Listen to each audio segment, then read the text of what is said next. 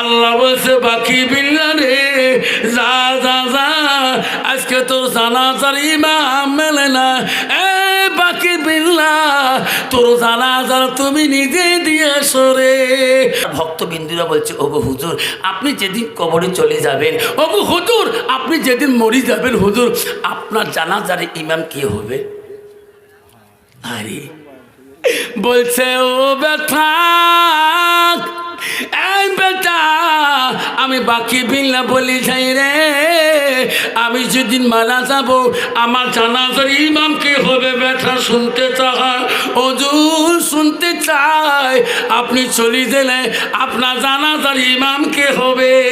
হযরতে বাকি বিল্লা বলছে, বেটা রে, আমি যেদিন মারা যাব আমার জানাজার ইমাম ওই আলেম হবে, ওই মানুষ হবে যার জীবনে এক ওয়াক্ত তাহাজ্জুদ কায়দা হয় না, যার জীবনে এক ওয়াক্ত তাহাজ্জুদ কায়দা হয়নি। বাকি বিল্লা দুনিয়া থেকে চলে গেল, হাজার হাজার ভক্ত বিন্দুরা কানলে, আল্লাহ গো আল্লাহ, আমার হুজুর চলে গেল। হাজার হাজার মুরিদান ভক্ত বিন্দুর বাকি বিল্লা জানাজারে চলে গেল, লাল হয়ে কাতার হয়ে গেল। ভক্ত বিন্দুরা বলল, কি আছেন গো? আমার উস্তাদের জানাজারা দিবেন। আমার উস্তাদ ওসিয়ত করে গিয়েছে, যার জীবনে এক ওয়াক্ত তাহাজ্জুদ কায়দা হয় নাই, ওই মানুষ আমার উস্তাদের জানাজারা দিবেন। আসেন গো আসেন, আমার উস্তাদের জানাজাটা দিয়ে দেন। ওই দিন বাকি বিল্লার ওসিয়ত পূরণ করেওয়ালা জানাজার অমন ইমাম নাই।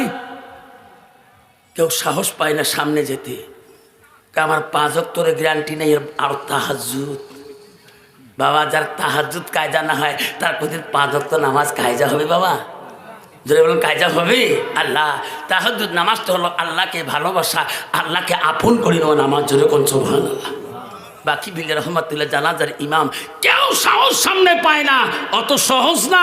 আল্লাহ রসুল বলছে, আল্লাহ কারো চেহারা দেখে না, আল্লাহ কারো সুরত দেখে না, আল্লাহ কারো নস্কা দেখে না, কাপড় জামা দেখে না, ও আমওয়ালাইকুম, আল্লাহ তার আমলটা দেখবে। বাকি বিল্লার জানাজারে বড় বড় মানুষ আছে, কিন্তু জানাজার ইমাম হওয়ার সাহস পায় না। ভক্তবিন্দুরা কানলে, আল্লাহ গো, আমার ওস্তাদ কি ওসিয়ত করে গেল রে মাওলা, আজকে আমার হুজুরের জানাজার ইমাম নাই। আল্লাহকে জানাজার দিবে, আল্লাহ আমার ওস্তাদেরকে জানাজার দিবে।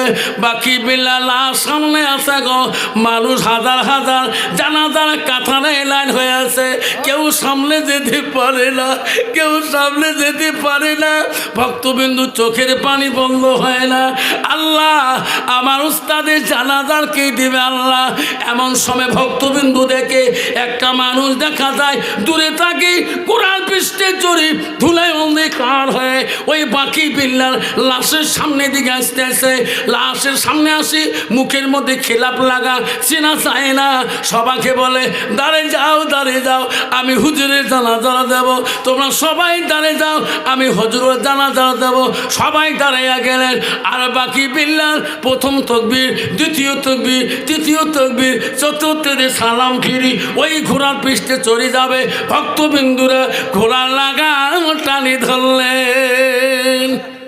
হুজুর কোথায় বাড়ি? মা, আমার ওস্তাদের জানাজার দিলেন, আপনার চেনা যায় না। আমার ওস্তাদ বলে গেছে, আমার জানাজার ওই মানুষ হবে যার জীবনে এক ওয়াক্ত তাহাজ্জুদ কায়দা হয়নি। কোথায় তোমার বাড়ি? মুখের খিলাপটা সরিয়ে দাও, চিনতে পারলাম না। হুজুর মুখের খেলাম না সরাইলে আমরা তোমার ঘোড়া লাগাম ছাড়িয়ে দেব না। নাই দেখবে হুজুর গো হুজুর, আমরা ঘোড়া লাগাম ছাড়িয়ে দেব না। তখন বলছে, বেটা রে, ও বেটা, আমার ঘোড়ার লাগাম ছাড়ি দাও। আমি কেন ওসিয়ত করে গেলাম? আল্লাহ বলছে, বাকি বিল্লা রে, যা যা যা, আজকে তোর জানাজার ইমাম মেলে না। বাকি বিল্লা, তোর জানাজার তুমি নিজে দিয়ে সরে।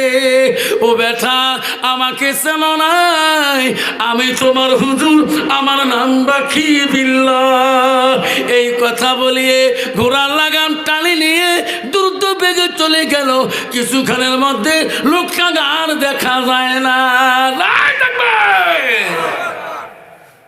বাবা কত বড় অলি ছিল, বাবা কত বড় অলি ছিল বাবা। কষ্ট হচ্ছে, কষ্ট হচ্ছে। মালিক বিন দিনার রহমাতুল্লাহ বিখ্যাত আলেম ছিল, বিখ্যাত জবরদস্ত অলি ছিল, হাজার হাজার ভক্তবিন্দু। একদিন বলছি হুজুর আমার দেখা করি যাও, তোমার আমলে আমার অভাব হয়ে আছে। মালিক বিন দিনার রহমাতুল্লাহ ভক্তবিন্দুর বাড়ির দিকে রওনা হয়েছেন। গীতি গীতি গীতি গীতি কিছু দূর যাওয়ার পরে দেখে বিশাল একটা নদী। মালিক বিন রহমাতুল্লাহ বলে আল্লাহ, এই নদীটা পার না হলে তো আমি যেতে পারবো না। হযরতে মালিক বিন দিনার রহমাতুল্লাহ আল্লাহর ওলি গো, ওই নদীর কিনারে কিনারে ঘুরে, নদীর কিনারে যে দেখে একজন দাড়ি মাঝি নাও নিয়ে বসে আছে।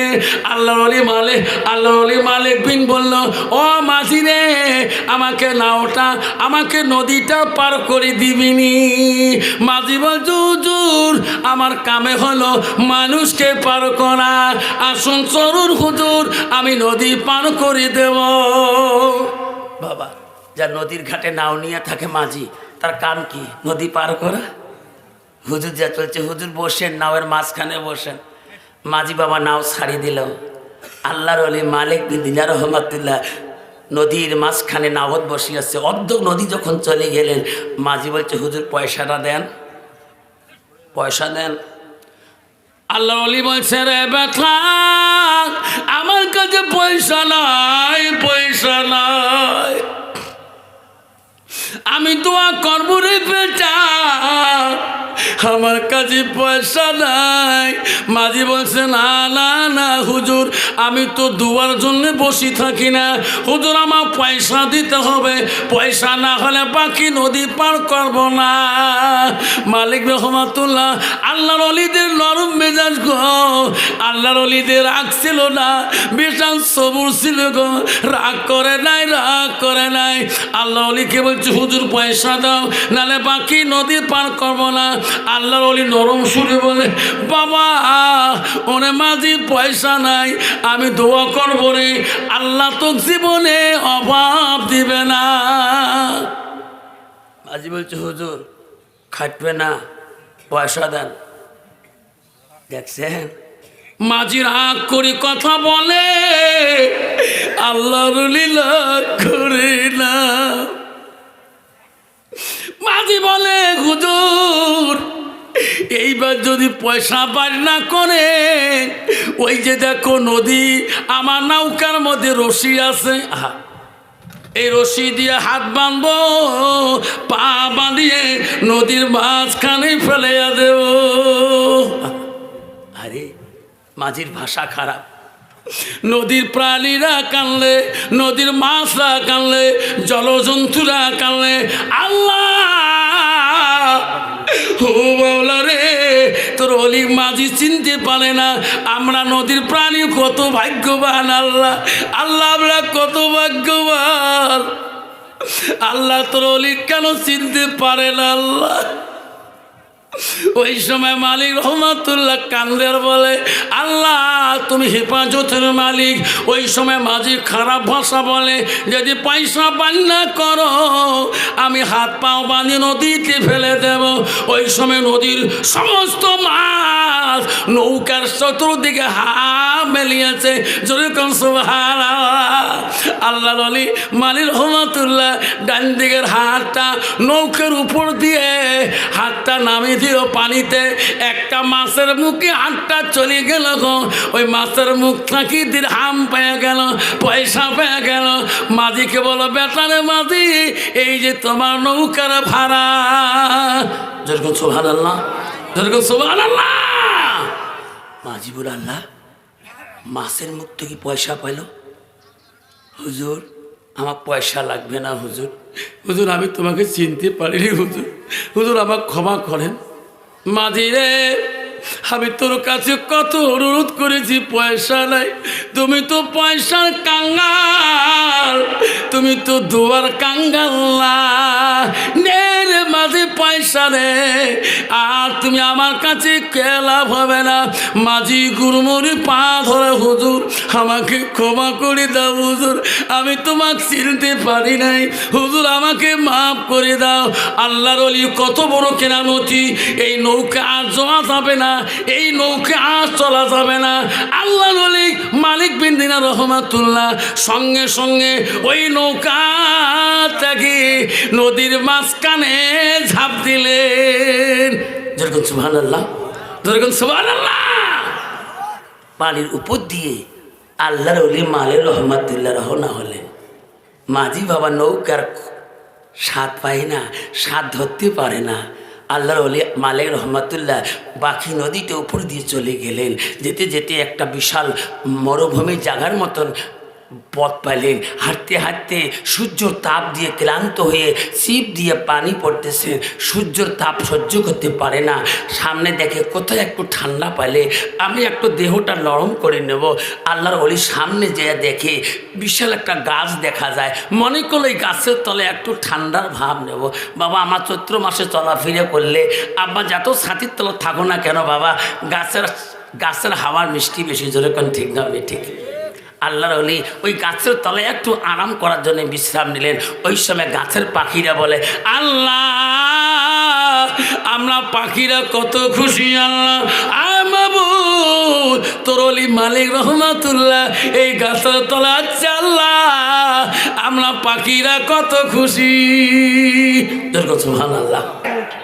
এটা বিশাল বক্তব্য, গুরুত্বপূর্ণ আলোচনা। যুবক ভাই, রসুল বলছে 40 দিনের ভিতরে তোমার অপ্রয়োজনীয় রং শরীরে ফেলে দিতে হবে। আমার রসুল বলল হাতে পায়ে নখ কাটাটা দেয়নি সুন্নত। কত মহিলা আছে হাতের নখ বড় বড় রাখছে। একবার যদি স্বামী হাসলে রে বাবা, স্বামীর বাকলা পর্যন্ত ছিঁড়ে নেবে। ঠিক ওই মেয়েটাও বাম পাশের নখগুলো বড় রাখে রে বাপ। পায়খানা করে যদি একবার পানি নিয়ে আইসের ভিতরে পায়খানা ঢুকি যায়। ভোগ ধানের চাউলের ভাত খাবার চাইছে স্বামীরে বাপ, মাখতে মাখতে পায়খানা পর্যন্ত চলে যায়। সেরকম ঠিক না বিঠে বাবা? কত যুবক আছে রে বাপ তোমার তিনাই বা আমার আশামত আছে, এই একটা করে নখ গায়ে ইয়াং করে খালি আছে না? আমার মা বলে না, আমারা শুনি রাখো মা, ও ধাপড়াটের মা, কন্টলের বাজারের মা, ও মা শুনি রাখো মা, সুখেরির কুঠির মা বলে না। আল্লাহ রসুল কি বললো? আলমারাত ইজা সাল্লাত খামসাহা। আমার নবী বলে কোনো একটা মেয়ে যদি 5 ওয়াক্ত নামাজ পড়ে, ওয়াসামা শাহরুহা, ওই মেয়েটা যদি রমজান মাসে রোজা করে, আমার রসুল বলে ওয়াসালাত ফারজাহা, ওই মেয়েটা যদি পর্দায় পুষি দেয় চলে। আমার রসুল বলল ওয়াতাত বালাহা, ওই মেয়েটা যদি স্বামীকে ভালোবাসা দেয়, স্বামীর কথায় মিষ্টি মুখে কথা বলে, রসুল বল ওয়াজাউজুহা আলাহা রাদিন, তার স্বামী যদি তার কথায় খুশি রাজি হয়ে যায়, নবী বলল দাখালাতিল জান্নাত, সেই মেয়েটা সর্বপ্রথম জান্নাতে প্রবেশ করবে। জোরে বল সুবহানাল্লাহ। কিন্তু বাবা বর্তমান যুগের নারী স্বামী যদি বাড়ি যায় কোনোদিন মুস্কি হাসে? আমাতে হাসে না বা। যদি কালে বলে স্বামী বাড়ি যায় বা কাজ কাম থাকে রে বা, বউ খালি মাগুর মাছের মতো গুদ গুদ করতে পারছে, আসলে নাই বাবা। আমার মা বলে না, আমারা জান্নাত যদি যেতে চান না, আমার রসুল বলল ওয়াতাত বালাহা, স্বামী যখন বাড়ি থেকে আসবে, ও মা গো মা, স্বামীর মুখের দিকে তাকাবা, স্বামীর চেহারার দিকে তাকাবা। আম্মা গো শুনে রাখেন, তোমার মতন নারী ছিল নবীজির প্রথম স্ত্রী ছিল মা, তুমিও নারী, নবীজির প্রথম স্ত্রীও নারী, তোমারও নাম খাদিজা, মা নবীর প্রথম স্ত্রীর নাম খাদিজা, নবীর প্রথম স্ত্রীর নাম ছিল ছিল হযরতে খাদিজাতুল কুবরা, নবীজির দ্বিতীয় স্ত্রী ছিল হযরতে সাউদা রাদিয়াল্লাহু আনহা।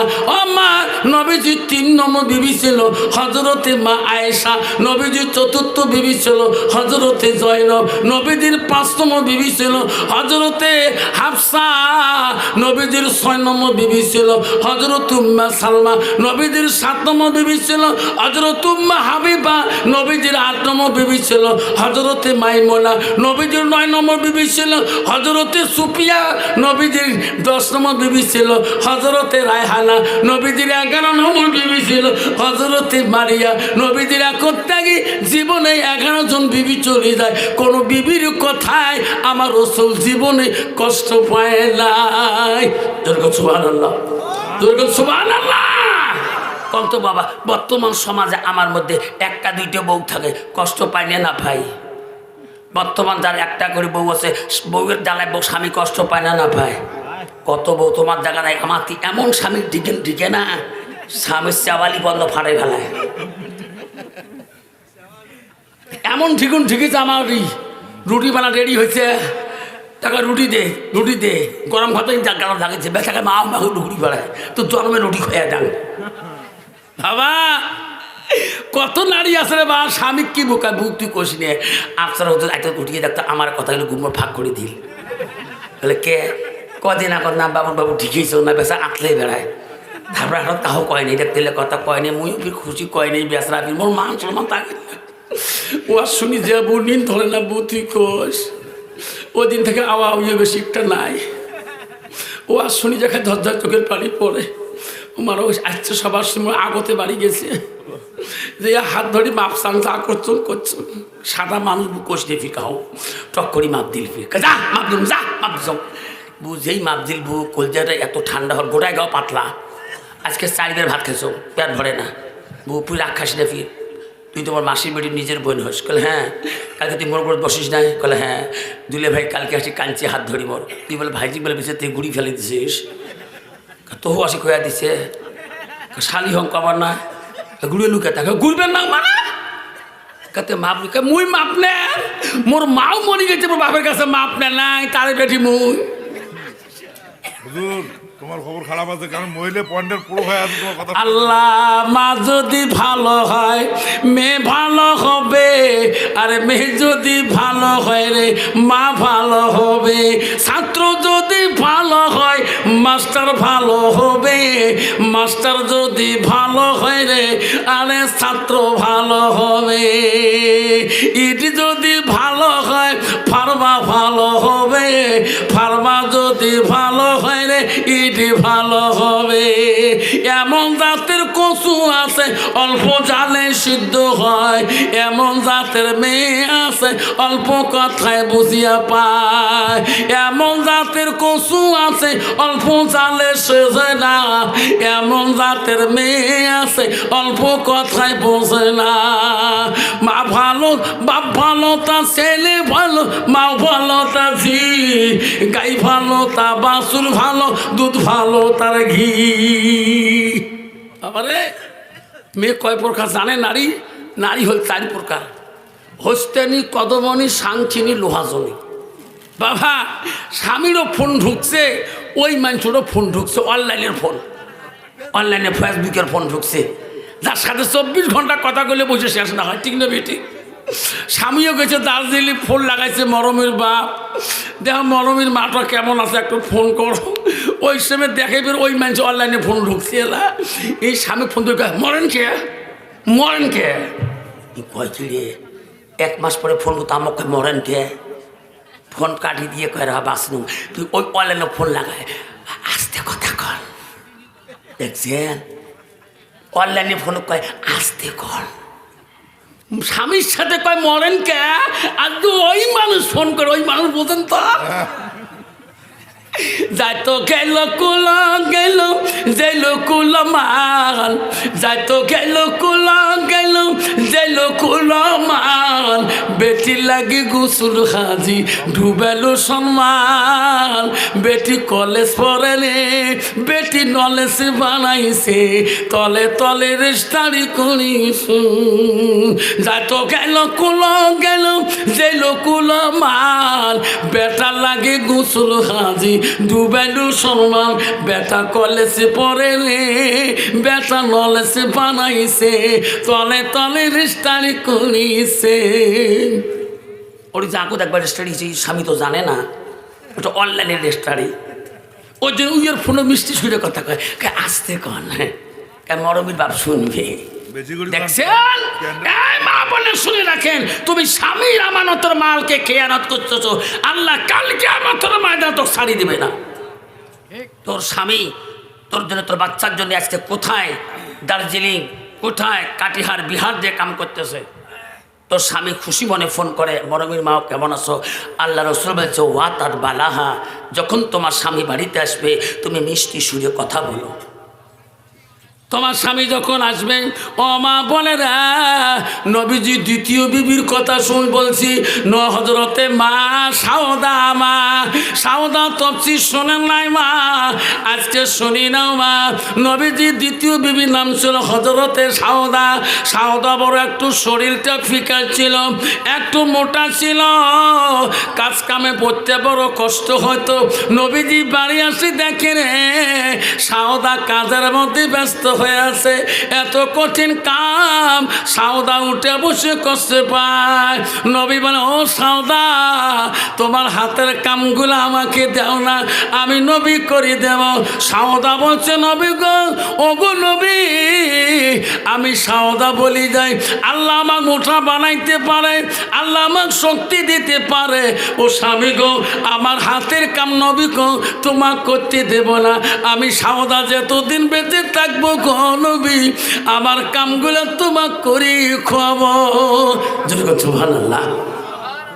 আর বর্তমান যুগের নারী স্বামী কামত বাতায় কলে কে কোটে কোনা কলে গলির পাশ প্যাকে গোবরগুলো ফেলে দাও দেখছেন এই গোবর ফেলে হয় বাথরুম কলে হ্যাঁ মোর কাপড়গুলো খসি দেন একটু মোর শরীরটা বেশি একটা ভাল না হয় নবী বলছে সাউদা রে তোমার হাতের কামগুলো আমাকে দাও আমি নবী করিয়ে দেব সাউদা বলছে নবী গো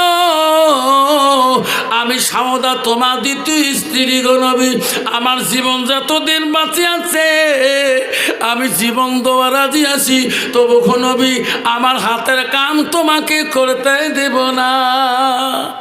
আরে বর্তমান যুগে নারী বিবি আমার অনলাইনে ফেসবুক দেখে স্বামী কা চা বানিয়ে আনেন না একটু খাইতাম একটু বাবা কি ডিজিটাল যুগের নারী বাবা তোমার নাই আব্বার মনে নাকি পৃথিবীর সব অলিদের অলি ছিলেন সব আউলিয়াদের আউলিয়া ছিলেন তার নাম ছিল আবু সালে জঙ্গি মুসা তার বেটা ছিল পৃথিবীর সব অলিদের অলি সব আউলিয়াদের আউলিয়া সব পীড়িতের পীর তার বেটার নাম হলো আব্দুল কাদের জিলানী গৌসুলে আজম বগদাদী রহমাতুল্লাহ।